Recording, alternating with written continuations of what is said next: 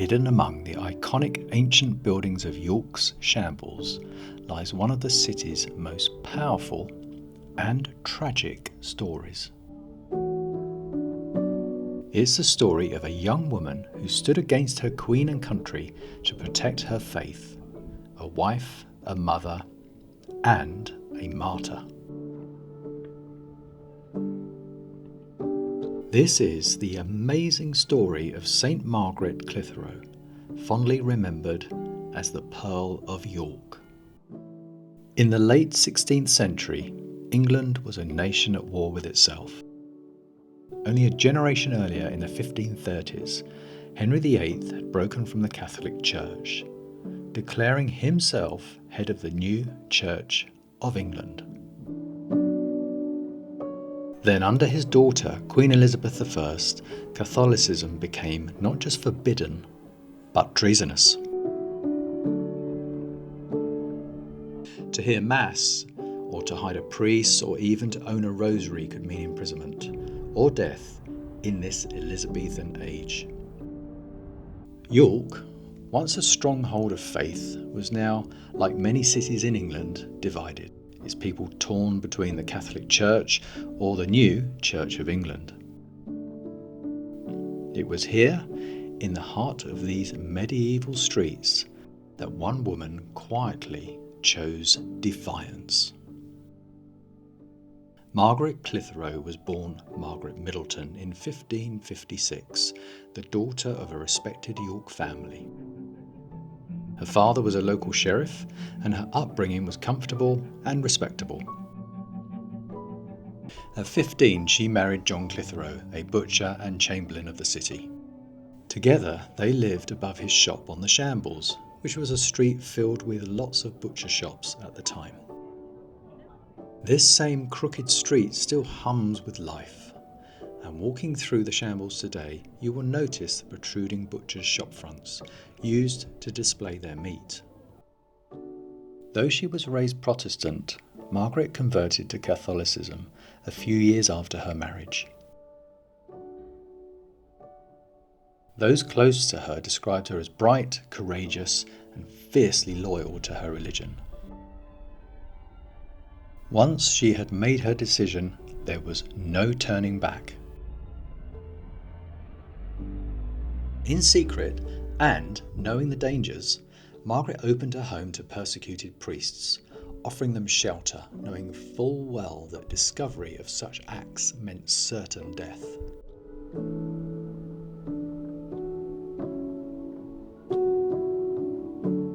Hidden doors and false walls concealed tiny priest holes, places of refuge no wider than a coffin.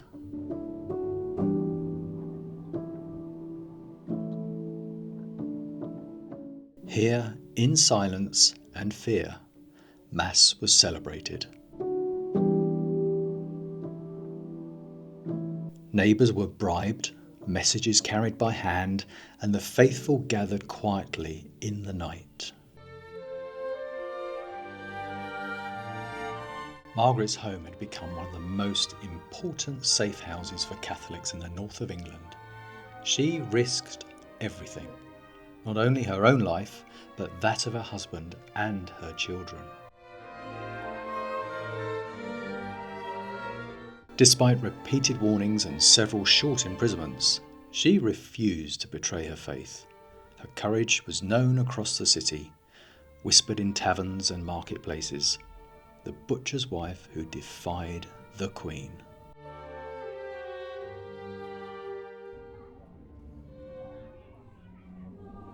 In 1586, her luck finally ran out. During a raid, officials found evidence linking Margaret to the harbouring of priests.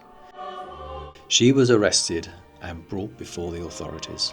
Offered a chance to plead guilty or not guilty, she refused to enter a plea at all, knowing that doing so would force her own children and servants to testify against her.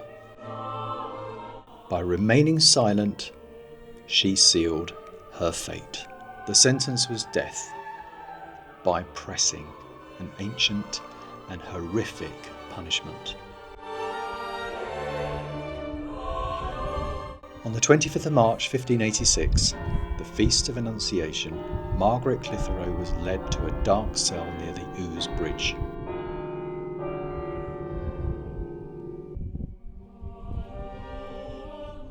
She lay down upon a sharp stone placed beneath her back. A door was laid across her body, and heavy weights piled upon her, until her ribs broke and her heart burst. Witnesses say she prayed softly until the end. Her final words were, "I die for love of my Lord Jesu." She was just 30 years old.